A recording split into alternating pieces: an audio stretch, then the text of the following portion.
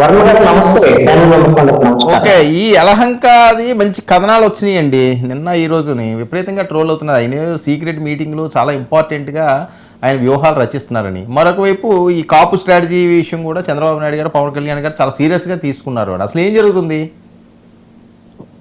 వాస్తవంగా వర్మ గారు కాపులకు సంబంధించినటువంటి అంశాల మీద చాలా సందర్భంలో మాట్లాడాం కాబట్టి నేను దాని గురించి ఇంకేం మాట్లాడను. రజనీ గారు చాలా విషయాలు చెప్పారు. రజనీ గారు చెప్పిన దాంట్లో చాలా వాస్తవ దూరంగా అంశాలు ఉన్నాయి. అది ఆవిడ అభిప్రాయం కూడా. ఎందుకు అని అంటే మొన్న అంబటి రాంబాబు ఇంటి మీద దాడి జరిగినటువంటి అంశం కాపులకు సంబంధం లేదు. అది తెలుగుదేశం వైఎస్ఆర్ కాంగ్రెస్ పార్టీ మధ్య గొడవ.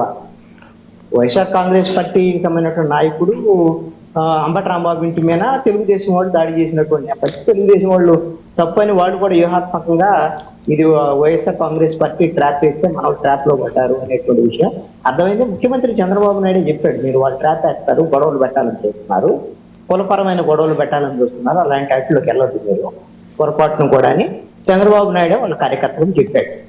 ఇది జగన్మోహన్ రెడ్డి వ్యూహం. అదేంటి అని అంటే, ఒకటి లడ్డూ ప్రసాదానికి సంబంధించినటువంటి వ్యవహారంలో హిందూ మనోభావాలు దెబ్బతినేటువంటి విధంగా వైఎస్ఆర్ కాంగ్రెస్ పార్టీ ప్రభుత్వంలో నకిలీ నెయ్యి వాడినటువంటి అంశం, దాని నుంచి బయటపడటం కోసం సోషల్ మీడియా వేదికగా కొన్ని కులపరమైనటువంటి ఘర్షణలు, మతపరమైనటువంటి ఘర్షణలు తీసుకొచ్చేటువంటి విధంగా జగన్మోహన్ రెడ్డి చేసినటువంటి ప్రయత్నం అది. దాంట్లో భాగంగానే అంబటి రాంబాబు తిట్టిన ముఖ్యమంత్రిని, జోగి రమేష్ తిట్టిన దాంట్లో భాగం. అందుకే తిట్టారు, అందుకే వీళ్ళు కూడా అటెంప్ట్ చేశారు. ఈ తప్పు అనేటువంటిది తెలుగుదేశం వాళ్ళకి కూడా అర్థమైనటువంటి అంశం. దాంట్లో అసలు కాపులకు సంబంధించిన అంశం కానీ, కాపుల వ్యవహారం కానీ ఎక్కడుంది? వీళ్ళదంతా వైఎస్ఆర్ కాంగ్రెస్ పార్టీ యొక్క ఎజెండా. ఆ ఎజెండాలో కాపులు పడతారు, అలాంటి ట్రాప్ లో కాపులు పడతారని నేను అనుకోవటం. అసలు అలాంటి పరిస్థితే లేదు. అయితే కాపులు అత్యధిక మంది మెజారిటీ జనసేన వైపు ఉన్నారు అనేటువంటిది నిజం 2024 ఎన్నికల్లో. ఈ అంశంలో మరి డిప్యూటీ సీఎం అయిపోయిన పవన్ కళ్యాణ్ కాపుల విషయంలో పూర్తి స్థాయిలో వాళ్ళు సాటిస్ఫై అవుతున్నారా లేదా, ఆయన వ్యవహార శైలి మీద అనేటువంటి విషయాల మీద ఆధారపడి ఉంటుంది కాపులు ఎంత మద్దతు ఇస్తారు అనేటువంటిది. దాని మీద ఒకవేళ పవన్ కళ్యాణ్ కాదు అనుకుంటే, తెలుగుదేశం పార్టీని కాదు అనుకుంటే, అప్పుడు ప్రత్యామ్నాయం వైపు చూసేదానికి అవకాశం ఉంది. అది రాజకీయపరమైనటువంటి అంశం తప్ప ఇప్పుడేదో అంబటి రాంబాబు ఇంటి మీద దాడి జరిగింది కాబట్టి కాపులు అందరూ తమ సామాజిక వర్గానికి వ్యతిరేకం, తెలుగుదేశానికి వ్యతిరేకం, ఇలాంటిదాన్ని వైఎస్ఆర్ కాంగ్రెస్ పార్టీ చేస్తున్నటువంటి ప్రచారం. దీంట్లో వాస్తవ దూరమైనటువంటి అంశం ఇది అనేటువంటి నా యొక్క అభిప్రాయం. రెండోది, మీరు మాట్లాడిన దాంట్లో ఎక్కడైతే కాపులకు సంబంధించినటువంటి అంశంలో స్ట్రాటజీస్ అన్ని పార్టీలు వేస్తారు. ఎందుకు అని అంటే కాపులు మెజారిటీ ఓట్లు ఉన్నారు. 20 నుంచి 23% ఓట్లు బీసీ, ఓసీ కాపులు ఉన్నారు. వీళ్ళ ఓట్లు ఎటువైపు తిరిగితే అటువైపు గెలుపోవటములు ఉంటాయి. అలాగని గంపకొత్తగా ఆ పార్టీలకు సంబంధించినటువంటి వాళ్ళందరూ ఏకతాటిపైకి రాలేరు అనేటువంటి అందరికీ తెలిసిన విషయం. 2024లో మొదటిసారి ఎక్కువ మంది జనసేన వైపు వచ్చారు. అది జనసేన కలిసి వచ్చినటువంటి అంశం. రేపొద్దున అదే స్థాయిలో ఉంటారా, కొంతమందిని వైసీపీ ఎన్నికలప్పుకోగలదా అనేటువంటి దాని మీద ఇప్పుడు వైఎస్ఆర్ కాంగ్రెస్ పార్టీ అనేకమైనటువంటి విన్యాసాలు చేస్తుంది. కాపులు మరి ఈ విషయాన్ని నమ్ముతారా? కాపులు వైఎస్ఆర్ కాంగ్రెస్ పార్టీ నమ్మకే పవన్ కళ్యాణ్ పూర్తి స్థాయిలో నమ్ముతూ 2024 వేశారు. 2019లో వేయాల కాపులు, 2019లో వైఎస్ఆర్ కాంగ్రెస్ పార్టీకి ఓట్లు వేశారు. అందుకని పవన్ కళ్యాణ్ కూడా చాలా సందర్భాల్లో చెప్పారు, మేము పవన్ కళ్యాణ్ కోసం ప్రాణం ఇస్తాము, జగన్మోహన్ రెడ్డి ఓటేస్తామని మీరు వెళ్ళి ఓటేశారు. 2019లో జరిగిన పరిణామం ఇది. మీరే ఓటేయకపోతే నేను ముఖ్యమంత్రి ఎలా అవుతానని చాలా సందర్భాల్లో కూడా చెప్పిన విషయం మనకు తెలుసు. అయితే 2024 వచ్చేసరికల్లా జగన్మోహన్ రెడ్డి మీద భ్రమం తొలగిపోయాయి కాపులకి. అందుకని అందరూ కూడా ఎవరు ముద్రగడ్డ పద్మనాభరెడ్డి లాంటి వాళ్ళు, ఒకప్పుడు కాపు ఉద్యమాలను నడిపినటువంటి వాళ్ళు, అలాంటి వాళ్ళు కూడా జై జగన్ అంటే కాపులు జై జగన్ అనలేరు 2024 ఎన్నికల్లో. అందుకని కాపులు జగన్ని నమ్మలేదు. ఇప్పుడు నమ్ముతారా లేదనేటువంటి ఆయన మీద ఆధారపడి లేదు, అంబటి రాంబాబు మీద ఆధారపడి లేదు, ఎవరి మీద ఆధారపడి లేదు. పవన్ కళ్యాణ్ తన యొక్క కాపుల్లో ఉండేటువంటి నమ్మకాన్ని కాపాడుకుంటే సరిపోతుంది. కాపాడుకోకపోతే మాత్రం ఈ నష్టం జరిగేదానికి అవకాశం ఉంది. ఇప్పుడు మరి ఇలాంటి కాపుల మీద ట్రాప్ వేసేటువంటి ప్రయత్నము వైఎస్ఆర్ కాంగ్రెస్ పార్టీ చేస్తుంది. ఎందుకు చేస్తే రాజకీయంగా సక్సెస్ కావటమే కదా ఏ రాజకీయ పార్టీ యొక్క ప్రయత్నమైనా. రేపొద్దున ఓడిపోయారు ఎన్నికల్లో, మరి రేపొద్దున గెలవాలి అంటే ఎవరు వస్తే గెలుస్తారు? మరి మెజారిటీ కాపులు రావాలి. ఆ మెజారిటీ కాపులు పవన్ కళ్యాణ్తో ఉంటే పవన్ కళ్యాణ్, చంద్రబాబు నాయుడుతో ఉంటే ఇక మనం గెలవలేము అని నిర్ణయానికి వచ్చేసాడు జగన్మోహన్ రెడ్డి. అందుకనే ఇక తలకిందులుగా తపస్సు చేస్తున్నాడు అక్కడ కూర్చొని బెంగళూరులో. మరి ఆ ప్రయత్నాలు ఎంత మేరకు ఫలిస్తాయో నాకు తెలియదు. నాకైతే నాకున్నటువంటి సమాచారం మేరకైతే ఇప్పటికీ కూడా కాపులు జగన్మోహన్ రెడ్డి నమ్మటం లేదు. కాపు నాయకులు కూడా కీలకమైన నాయకులు అయ్యో మా పవన్ కళ్యాణ్ మీనైతే మాకేదో మరి ఇప్పుడు ఆయన పూర్తి స్థాయిలో మాకు నమ్మకం, న్యాయం చేస్తాడని నమ్మకం కలగట్లేదు, కానీ అలాగని జగన్మోహన్ రెడ్డి అయితే నమ్మలేము అని వాళ్ళు చెప్తున్నారు. నిర్మోహమాటంగా చెప్తున్నటువంటి మాట. మరి దీన్ని సరి చేసుకునేటువంటి ప్రయత్నం ఆటోమేటిక్ గా పవన్ కళ్యాణ్ చేయాలి, జనసేన పార్టీ చేయాలి, తెలుగుదేశం కూడా ప్రభుత్వం వాడదు కాబట్టి ప్రభుత్వాన్ని లీడ్ చేస్తున్నటువంటి పార్టీగా తెలుగుదేశం పార్టీగా కాపుల్లో ఉండేటువంటి ఈ డిస్సాటిస్ఫాక్షన్ ఎందుకు వచ్చింది, దీనికి కారణాలు ఏంటి, దీన్ని ఎలాగా దీన్ని ఆ అసంతృప్తిని తొలగించాలి, కాపులకు ఇచ్చిన హామీలు ఏంటి, ఇవన్నీ ముఖ్యమంత్రి చంద్రబాబు నాయుడు, డిప్యూటీ సీఎం పవన్ కళ్యాణ్ వీళ్ళిద్దరు కూర్చొని మాట్లాడుకొని వాళ్ళ సమస్యలను పరిష్కరించాలి. ఇది వాళ్ళు చేసినటువంటి పని. ఈ జగన్మోహన్ రెడ్డి అయితే బెంగళూరు కేంద్రంగా చేస్తున్నటువంటి ప్రయత్నాలు మంచి ప్రయత్నాలు చేస్తున్నాడు. ఆయన అసలు గ్రౌండ్ లో చేయాల్సినటువంటి ప్రయత్నాలు ఎప్పుడో వదిలేశాడు. అసలు దాని గురించే ఆలోచన లేదు.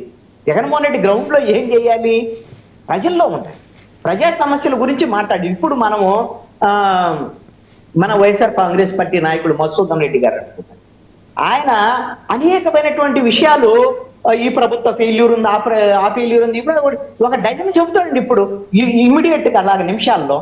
మరి ఈ ఫెయిల్యూర్స్ మీద మధుసూదన్ రెడ్డి గారు చెబుతాడు.